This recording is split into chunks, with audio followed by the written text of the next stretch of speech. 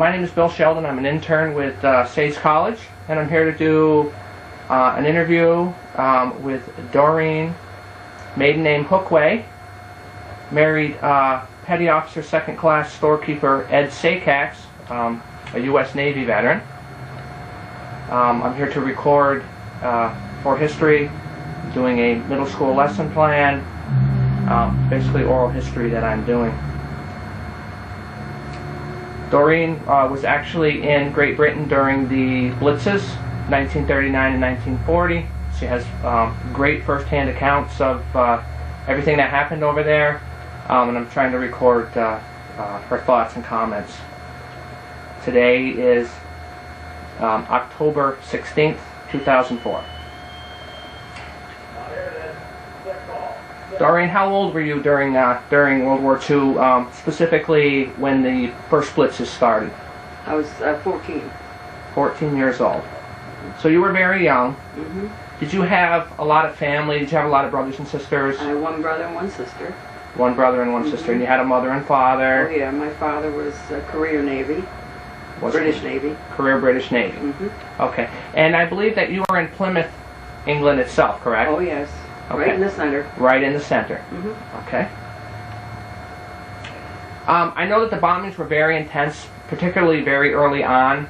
The Luftwaffe not only was hitting Plymouth, but also I know lots of other places like London was hit pretty well. I've heard accounts of 30,000 civilians had actually given their life during the blitzes.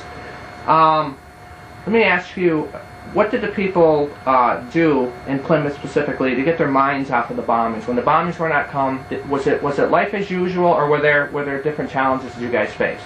Well, they more or less took life as usual. There was nothing else they could do, you know. You had to get out and go to work the next day. Sometimes when you got to work, there wasn't any place to work. You know, the building was gone. That's what happened with where I worked.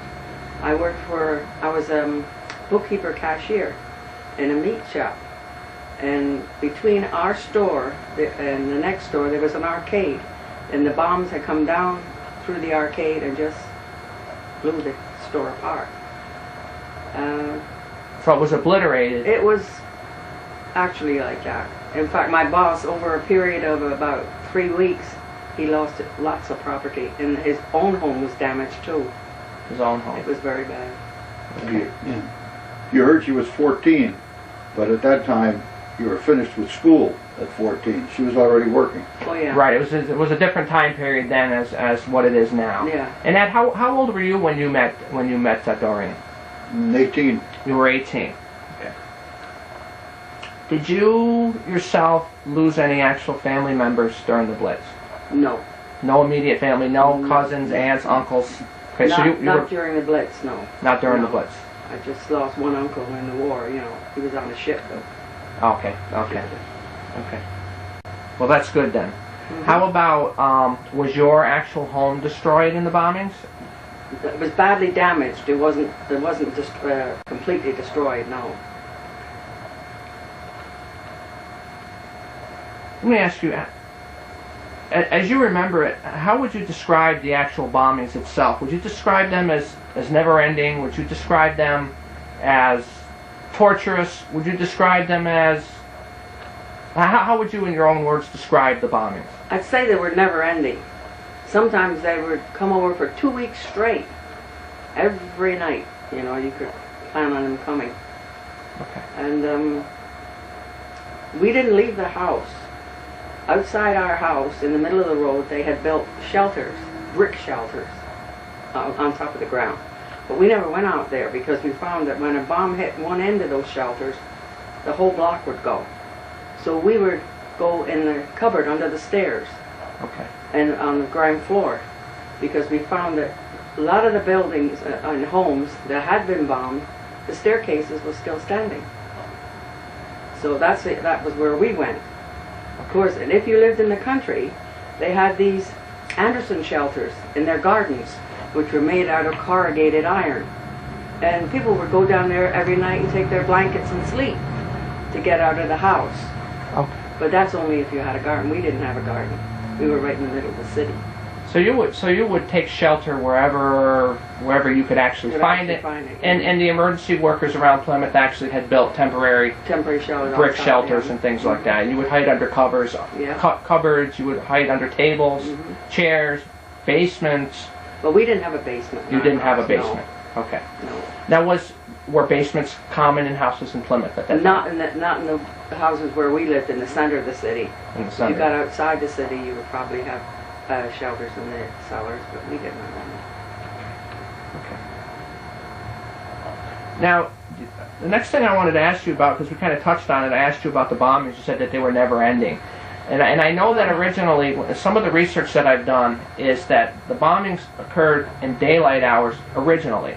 But then the RAF had inflicted such heavy losses on the Luftwaffe that he actually turned to nighttime bombing to try to cover himself.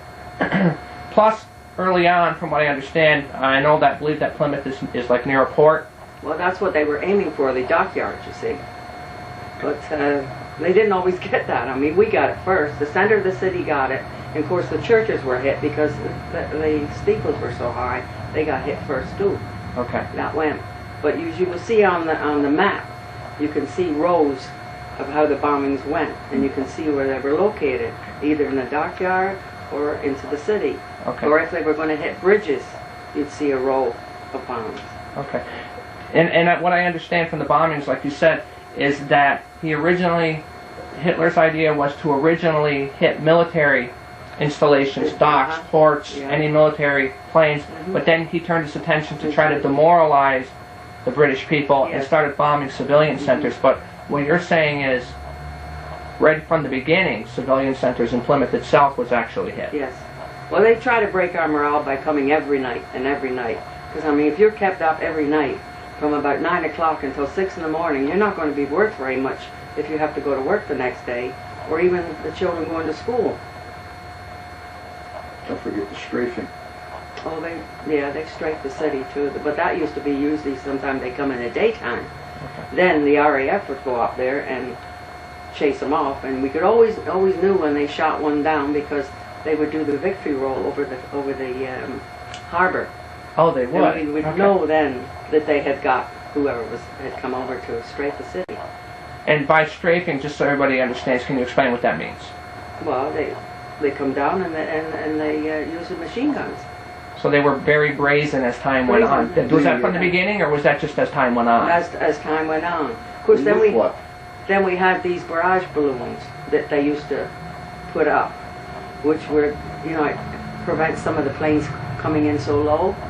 In fact, the Americans used to make a joke about it. They said if they ever cut those balloons loose, the British Isles would stink. That was their idea. But it did defer a lot of planes from coming over the city. Okay. So again, that actually lifted your spirits when... Oh yeah, you had some of it. Now, when they turned to nighttime bombing, I read in my research about trekkers. Are you familiar with that term, what trekkers were?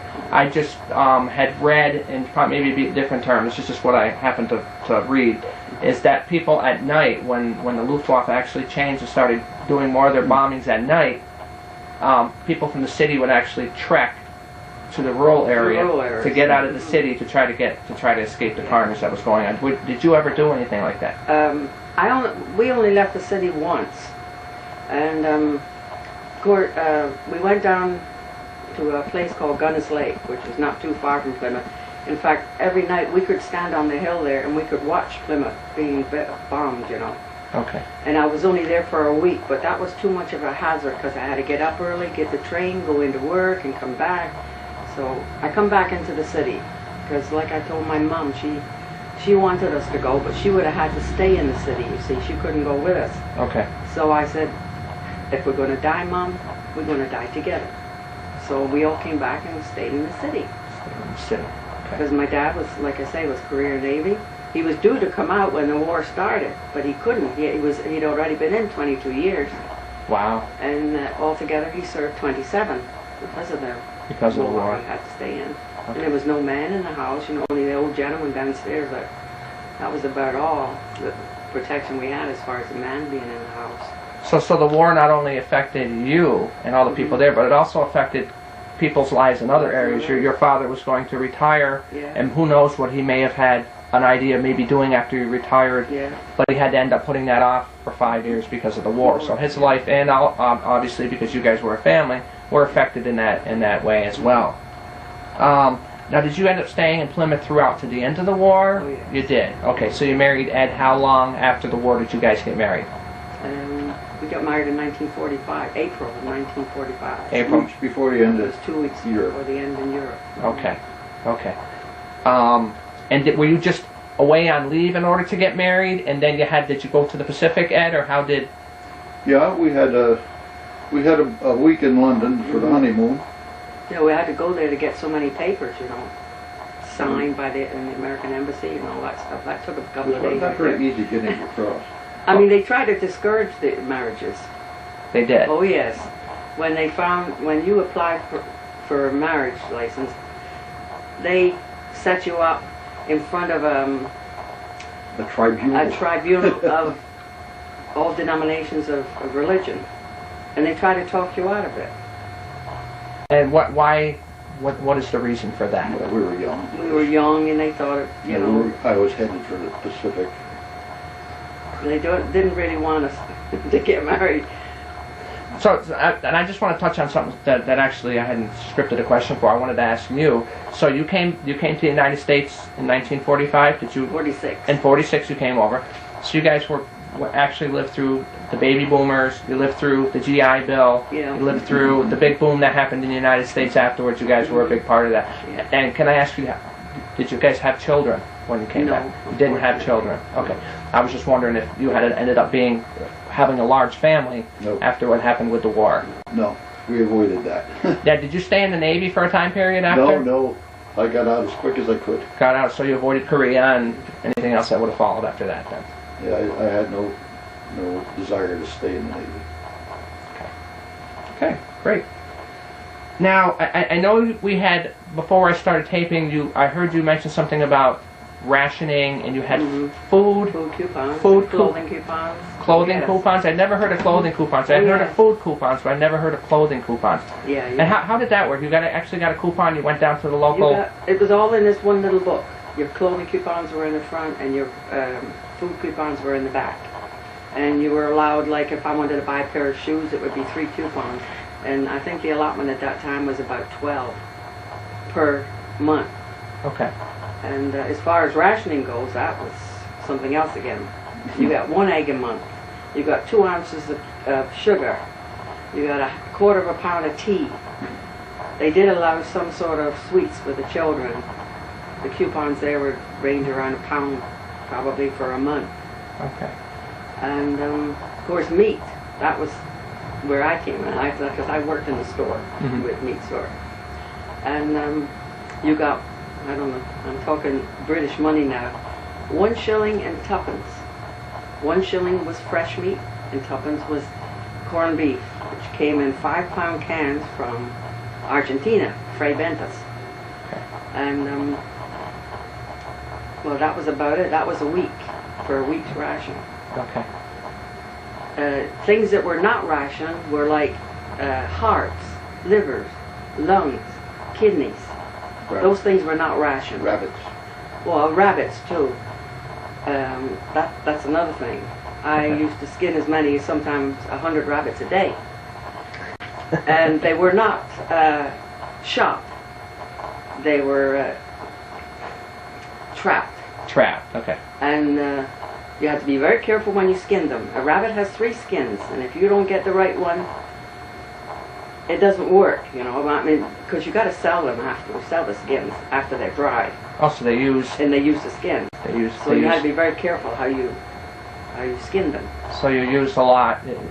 And if you had a rabbit, you would try to use everything that you could that was usable. Usable. Sort of back in the Native Americans were in America and we hadn't settled here yet, and even when the English and the Dutch had come in and settled, the Indians were good at when they killed a buffalo, they used every piece that they could, even the bones for certain things. Oh, yeah. You guys had to go through that as well. Do you remember seeing because you were in Plymouth with the port, do you remember seeing convoys come in, merchant ships come in with just loads upon loads of supplies coming in. And the second part of that question I want to ask you, do you remember actually seeing any DEs that actually came and had escorted them in? Do you remember seeing that? Or regular destroyers? Or what did you kind of see there? But we did see the ships coming in with the food. Because, and of course, they came to our store for food sometimes. They also had, the merchant servants also had coupons. They did. But they were allowed 3 times the amount of what the civilian got. And my boss did very well off of that because these merchant seamen, they figured they were going to be going out again, and whatever coupons they didn't use, we got. So that meant that we had a little extra meat that we could sort of give to our customers, you know, a little extra. So we did very well that way. Okay. Now on the question of the coupon books, did the family get one, or did they give you a coupon book for each person that was in the family? Was there an age limit? How did that work? You got a coupon book for the whole family, but all the coupons were in there for the amount of people in the family. So they were different size coupons, depending. Okay, so if we had a large family with 6 kids and a mother and father, they would get a much bigger book with more, obviously, because the allotment of food that they would be in clothing. In clothing, the same. They would obviously have to have more. Oh, yes. So now you said that your family, there were 4 of you, but you guys only got 1 egg a month? Well, is that correct? Person. 1 coupon. Oh, so you got... person. So you got 4 coupons, 4 egg coupons in a month. Well, is that correct? Eggs didn't come under the coupons. It's just that you could get the eggs quite easily. Okay. But like tea and sugar and stuff like that, definitely had to have a certain coupon. Okay. Okay. I want to ask you, because I read in some of my readings and actually a couple of videos I had watched that Churchill, Winston Churchill, had actually come to Plymouth to kind of survey the bombings and see. Do you remember him coming? Yes. Did you happen to be there? Did you happen to see him when he was there? No. You didn't see him? I was working when he came during the daytime, so I couldn't see him. Okay. I was there when the Queen came down. When the Queen came. King and Queen came down to look at the damage. And in our town, the mayor and mayoress, she was an American from Virginia, Lady Astor. Okay. And they were 2 of the nicest people that you could come across. Because they would go around after there was a raid and there was a lot of damage. They would come around there, especially Lady Astor. She was a very feisty person. I think you've heard about her when her and Winston Churchill used to get into it at Parliament. Actually, I saw something about that in one of the videos. And she would go around and she'd watch these workmen and she'd say, now these people want to get back in here, you just get this job done and make sure that they can move back in. And they were very good to the people in Plymouth. So, and I also heard that Churchill had made a statement he would not leave, wasn't going to leave the areas where the bombings were coming. I'm not talking about specifically when he was in Plymouth. How did that lift your spirits? Did him coming out and saying, I'm never leaving England, I'll be here until the last man, whatever his statement was, and I'm sure he made it more than once, did that kind of grab a hold of the it sort of lifted your spirits to know that somebody was going to stay there besides you. But the King and Queen did the same thing. They never left London. Okay. Even during those heavy bombings, they were there. They were staying. They were stayed right there. Okay. So they were true leaders. They certainly were. They were true leaders.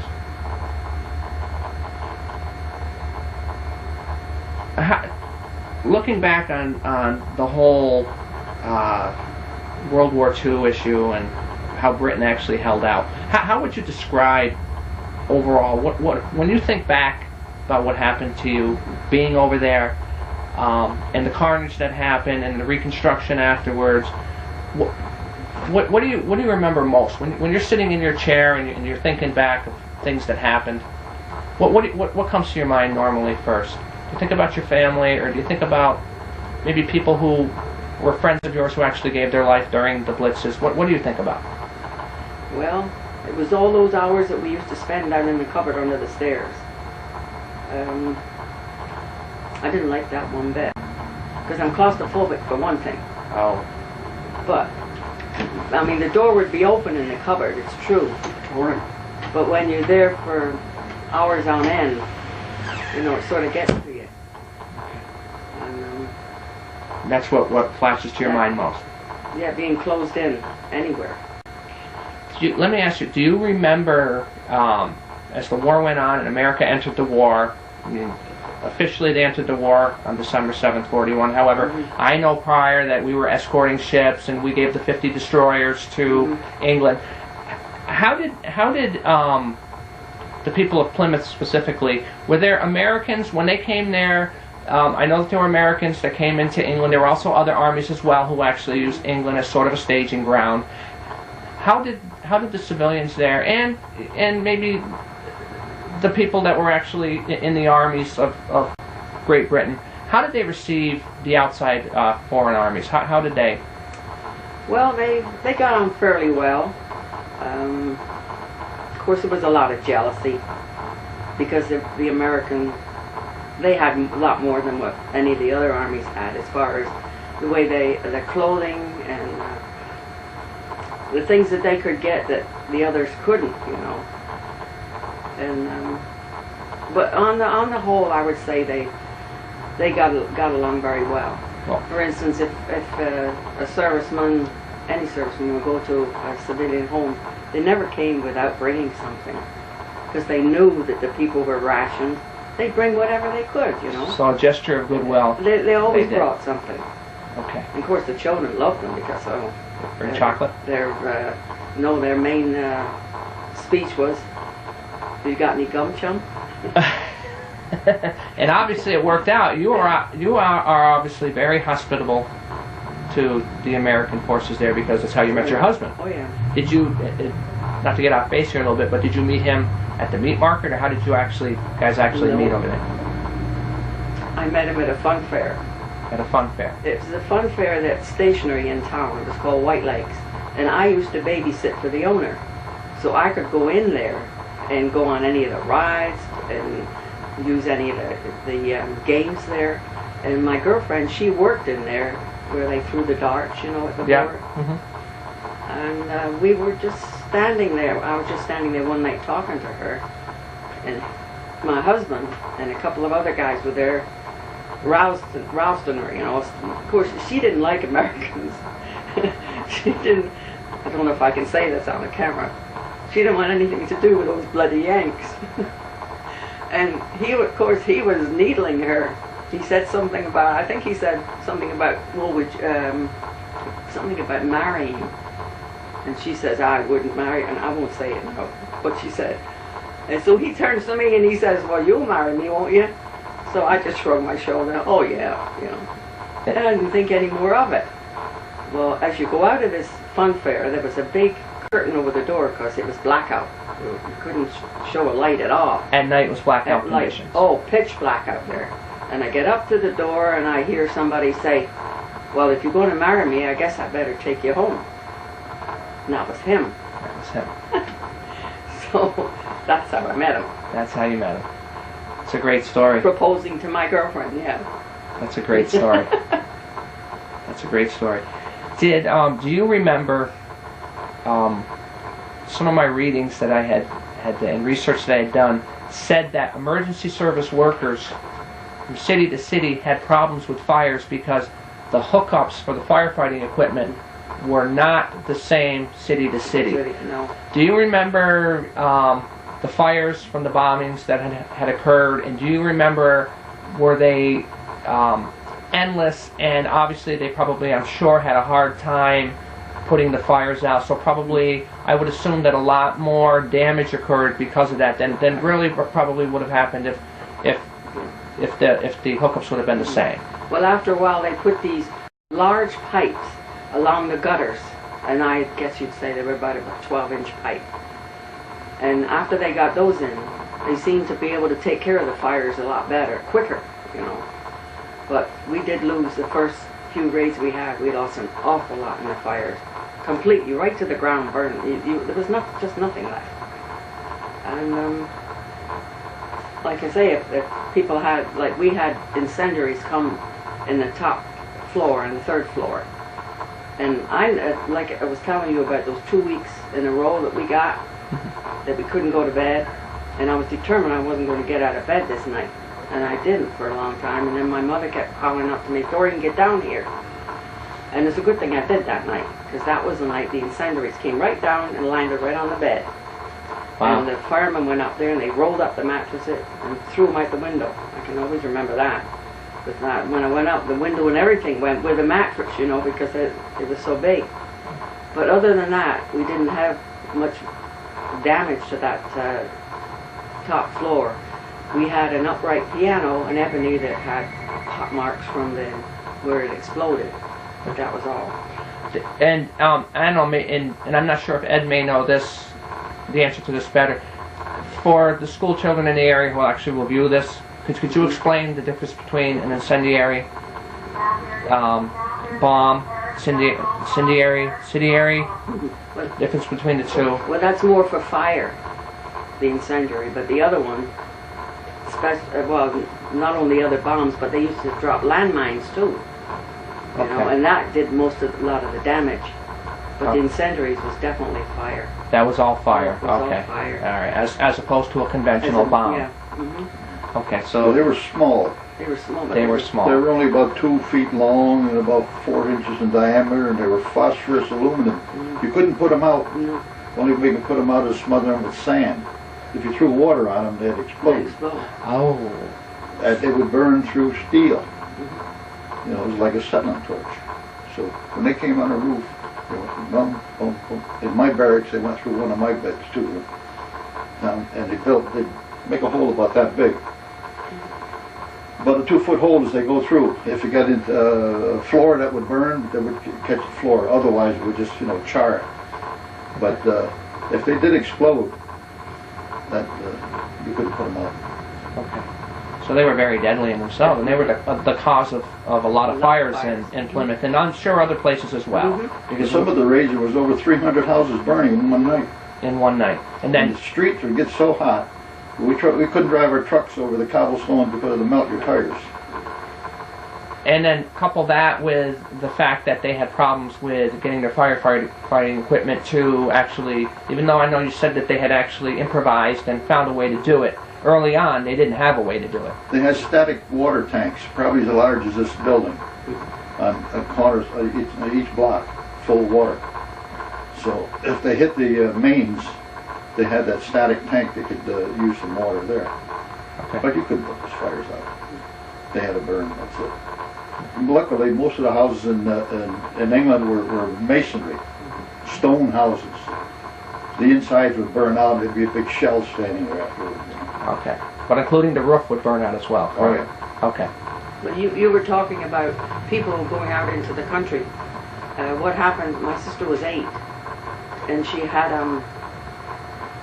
something in her, or an infection in her throat. So my mother took her to the hospital, and they said, leave her overnight, and we'll take tests, and you can come up and see her in the morning. Okay. Well, that night, the Luftwaffe came over, and where my sister was, there was the pediatrics ward was back to back with the maternity ward. That's the ward. Okay. Pediatrics was back to back with the maternity ward, and these bombs came down between the two buildings. And what they did, they evacuated all the mothers and the children, put them on buses, and sent them outside the city. Because outside the city, way out in the country, they would have these estates that were set up for emergencies. And this is where they put these mothers and babies and my sister along with it. And of course, we had no telephone, no car, and right then the bus services was not good, so we didn't know even where she was for about 5 days. And they had to operate without even my mother signing the form, because it had turned, whatever she had in her throat had turned gangrene. And they operated on her. But that's what they used to do. If something happened like that to an institution, they would just put them on buses and ship them out to the country. Okay. It's something you don't hear about, this necrotic material that was in these bombed out buildings. There was a lot of infection, like gangrene. Right. You know, you get a slight cut, you could die from a slight cut in your hand if you didn't get it disinfected. Okay. There was a lot of dead people in those buildings for right to the end of the war. They never dug them out. This is tape number 2 of my interview with Doreen and Ed Sakacs. We had talked about earlier about how you tried to keep life as usual. Talked about, you said you got up and you went to work. And I think you had mentioned something about going to movie theaters, and you mentioned something about a fun fair. So even though you were being bombed almost nightly, particularly in the beginning, and daily, in the very beginning, you still tried to keep a semblance of normal life. Yes. As much as we could, anyway. I mean, you had to have some diversion from hearing the hum of those things overhead. And like they say, if you can hear them, they're not for you. But when you can't hear them, that's when you got to worry. So you worried more about what you couldn't see or hear. Especially with the blackout. Like I say, you couldn't show a light at all. And people didn't light cigarettes either outside. It was pitch black. Like, until I tell you about the fires we were talking about, they hit the gas works and they burned continuously for months because there was rockets on each side of the harbor, and that's where most of the noise from the rockets naturally would bother us, but it was just the idea that we knew that they were there and that they were helping us. And with having those gas tanks burn like that, we had no electricity, no gas, no water. And if you wanted to fix a hot meal, you only got enough meat once a week to get a real roast dinner. You would put your stuff in a dish with your name on it, and you take it to the bakery where they did all the baking of bread. And they would tell you what time to come back to pick it up and be ready. They had coke ovens. And that's the only time we got a hot meal. So it was a real treat to actually get a regular meal. Once a week anyway.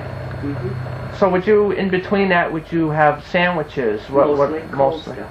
Cold stuff. And I understand on the Destroyer Ascot Sports out here that the sailors, a lot of times, especially during rough seas, would be eating sandwiches and drinking coffee. Were you, at 14 years of age, drinking coffee? What was your main drink? No. Tea. It was tea. Okay, it was definitely tea. Now, since you didn't have much fresh water, where did you actually get fresh water from? Well, the tankers would come around every day. We had tankers come around for fresh water. The milkmen. And the milk people came around. Yeah, they didn't bother them. But other than that, we were out of. That was the amazing thing. They had milkmen. They had little electric carts.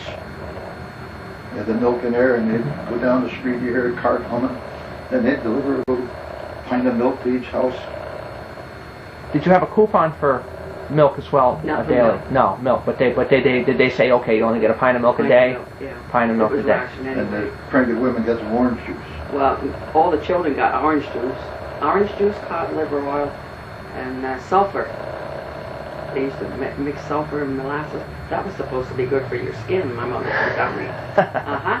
Cod liver oil, I couldn't get past my nose. Neither could I. It's good medicine. It's horrible. I'm sure it is. Never saw a fat person all the time I was over there. No. Really? I'm sure. I'm sure.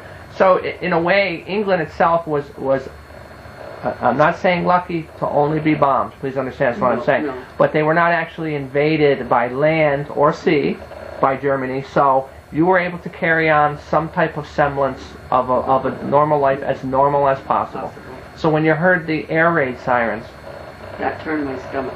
that's what I was going to ask you. It must have been. Even after the war. Even when I come over here and I hear your sirens for your fires, I used to wake up in the middle of the night in a cold sweat.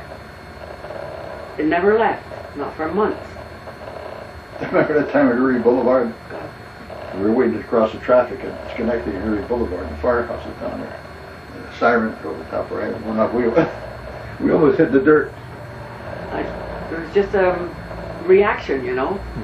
It just never left. So that's affected you your whole life. Even you see movies on TV and things like that. Probably actually flashback memories for you. That sound.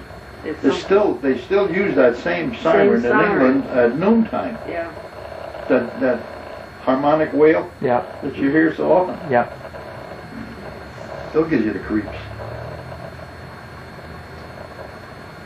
The Luftwaffe was only 160 miles across the channel is where the Luftwaffe was flying from. So with minutes, they could get in their Messerschmitt fighter planes, fly across the channel, you know, within minutes, strafe the town and zip back over to the other side. They didn't even know they were coming. The sirens wouldn't go off if they were so low to the water. You know. I was under the impression that the RAF had radar that was working. So did they fly under the radar? Is that how they? Yeah, they fly under the radar. Fly under the radar. Sure. The radar was sky radar. It was good for about 20 miles. You know, they're doing 300 miles an hour, 20 miles. Because it goes fast. But the sirens would go off almost immediately when the Luftwaffe was taking off on the other side of the channel. You know, the yellow alert, not the red. They had different alerts. Okay. They used to fly over Plymouth, go up to Glasgow or Wales or someplace, bomb up there. On the way back, if they had any bomb, they dropped them on Plymouth. But they were right in that path. Do you remember D-Day then? And do you remember masses of troops? Did you guys have any inkling at all that something huge was about to happen? Something was going on, especially because I didn't see him for 2 weeks. They wouldn't let him off the base. So I knew something was going on. And you go up on the waterfront, on what we call the Hole, which is a big promenade.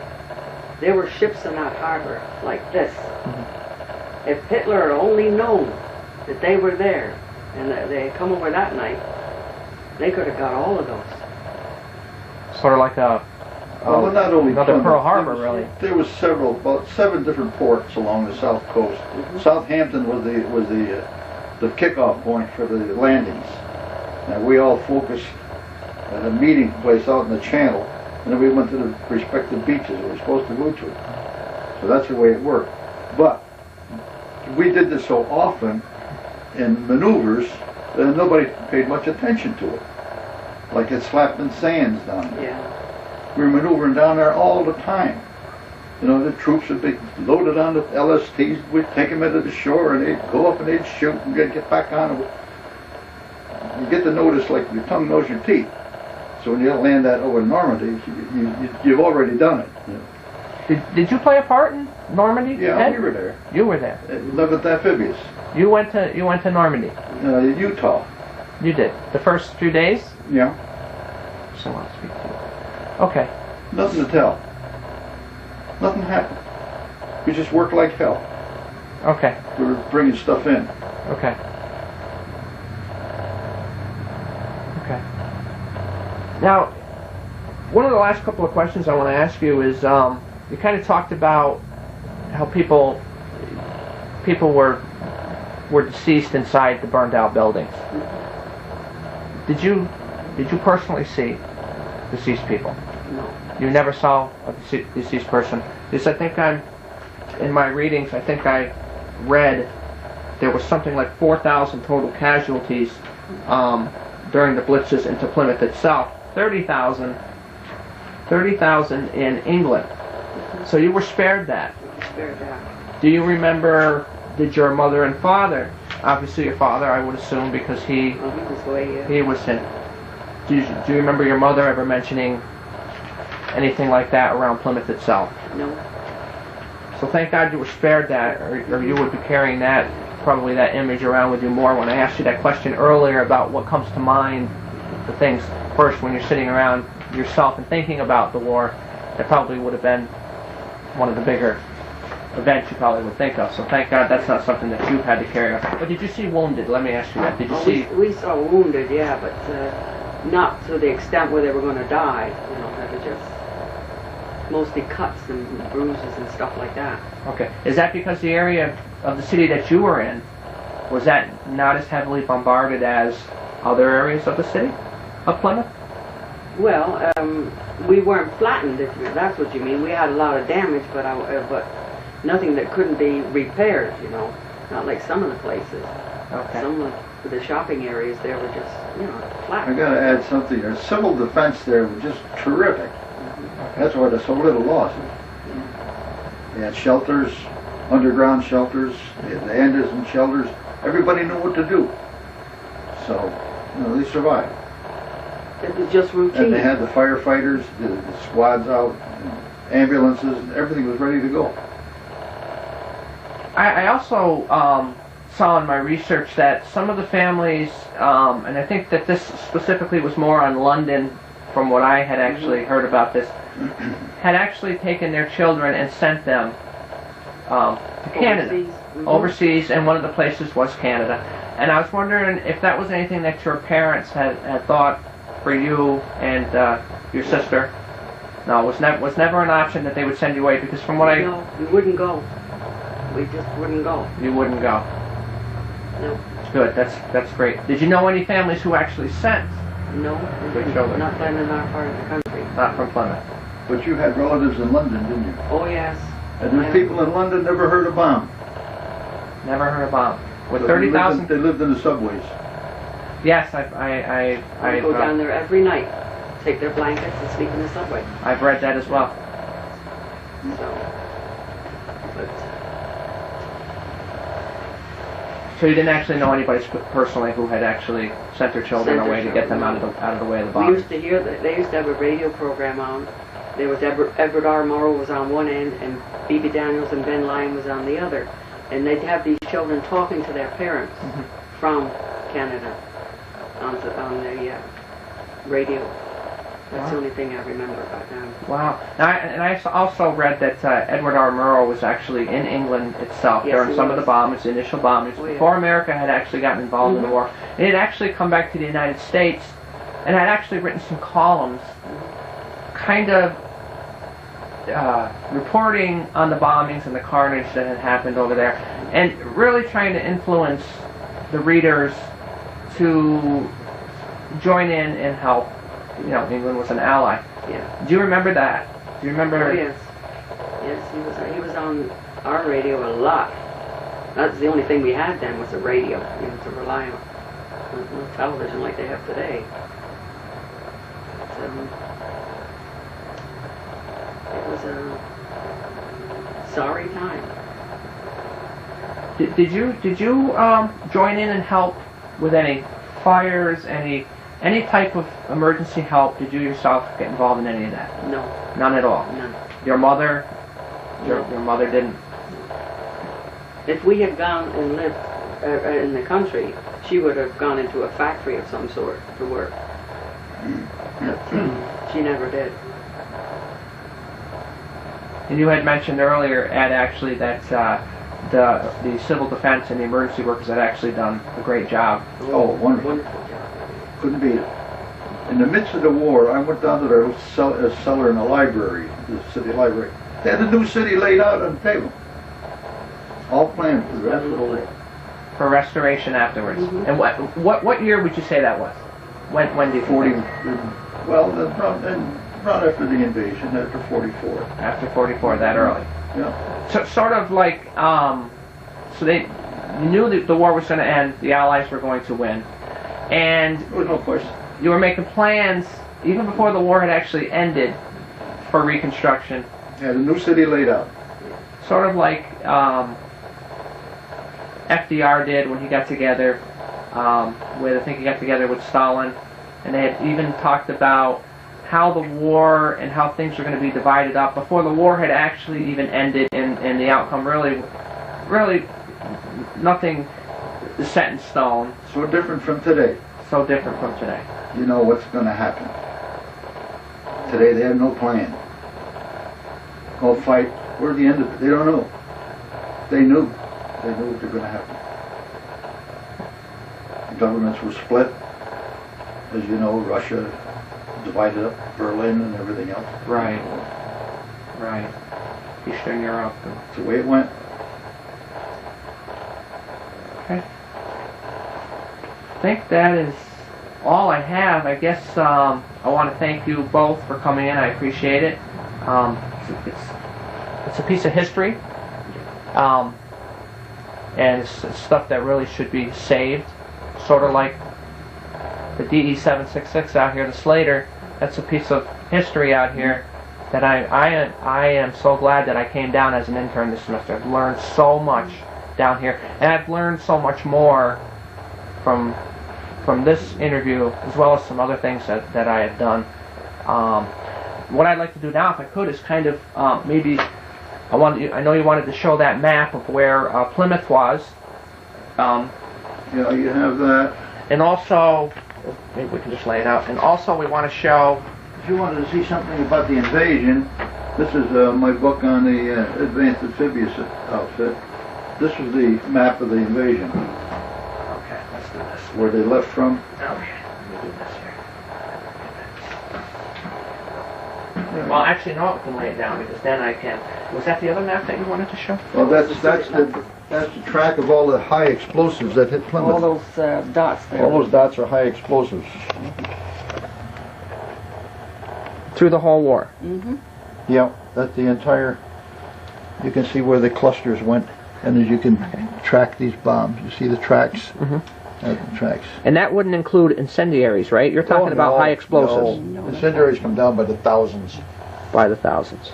And anti-personnel mines. They had a little butterfly mine they used to use, which was a real nuisance. They used to kill a lot of postmen. And what did you say that this piece here was? The what? This piece right here. This is says Operation Overlord. Okay, this is plans for D-Day invasion. That is D-Day. That is D-Day. This is where we left from. This is the beaches where we landed. Okay. These are all the ports we left from.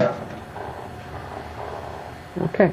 What else do you have possibly that I actually had seen some pictures in one of these that showed some of the terrible burned out buildings and bombed out buildings that. Well, this whole book has got them. That's the whole book. This is the center of town. This was all of the shopping center. It's called Drake's Circus. This church existed. See that one right there? Yep. St. Andrews. It's still there. It was a burned out hulk. All during the war they made a garden out of it, and then after the war it was restored. Didn't they put a memorial? Is that the church that they put a memorial plaque or something like that on? Is that the church that I've No, they left one church.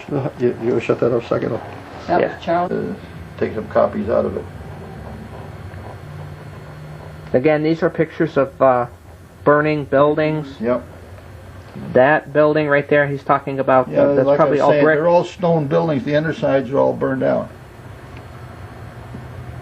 So just give you a kind of an idea of what Doreen had actually lived through.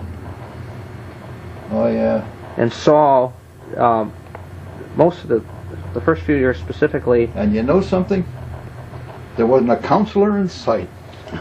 No social workers. No. No, nothing. You get up in the morning and put your sneakers on and climb over the wreckage and go to school. You just kept on. Yeah, it got to be a common thing, you know.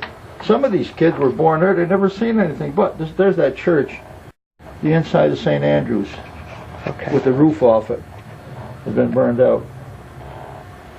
Great. Okay. Again, I want. Go ahead, Doreen. No, I was looking to see if that was Lord and Lady Astor there. That's Winston. Is that Winston Churchill right there? Is that who that is? Right there? Is that her? No, I'm just. No, that's Churchill, isn't it? Yeah, I think that's Churchill. Yep. Yeah, the Lord and Lady Maris, the Virginian. She comes from Virginia.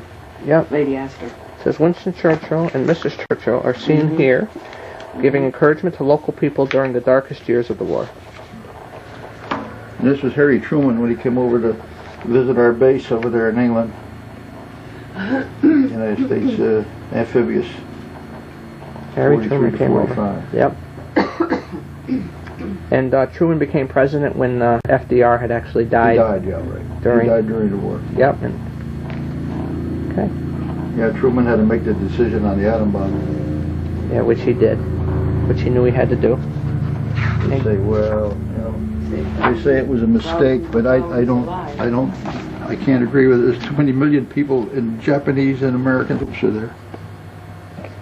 Getting close to the... I haven't got that thing on Slapton Sands. There's a book called The Forgotten Dead.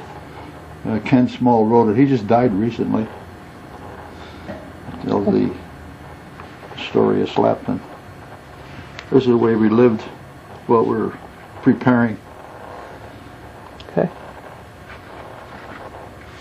There's the girls there from Red Cross coming up to Donut Girls. Morale boosters. Yeah. They didn't boost our morale very well. Some of these little spots. This is a photocopy of another book, so it isn't very clear. Yeah. Yeah, that's just the D-Day. Yeah. This is our setup as we were building, preparing for the putting the. You take. We figured. I was in logistics. We figured every soldier on the beach had to have 30 pounds of food and water every day. You figure 500,000 guys, 30 pounds a day for each one. So we worked our tails off getting it over there to them, I'll tell you that. A lot of merchant ships coming into Well, it was all landing craft. You couldn't get a ship on. There was no harbors anywhere. You had to put them on the beach. I don't know if there's any pictures here of the way it was. I think there might have been one or two. Yeah, this is a Yeah, there's a kind of an idea. See, that's the way we would load. We load on and offload on the beaches. Had to pull right up on the sand. We had these hards made out so we could get up on there. Is that what they did in Normandy too, when those mulberries were destroyed by that bad storm that came through? The mulberry was the British. They had these concrete caissons, and well, the storm knocked hell out of us. We didn't have a port. We had to come in on ships like this, and it was every day, back and forth. Took two and a half days across to Southampton to come back. You know, reload and come back. We had ships out 18, 20 miles out. The supply ships are out there. You could load up your fuel and then food for the crews and so on. But we spent a lot of time in these little boats, I'll tell you that. A lot of seasickness? Oh. Let's see if I got one of those pictures here. I think I got one here too. This is more memorabilia that Ed has brought in for us to view. Here it was. I got one or two. This is D-Day. This is a Time magazine, D-Day. Gives you an idea. This is one of the landing craft. This is Omaha Beach. That wasn't our beach. But I had one picture here that showed.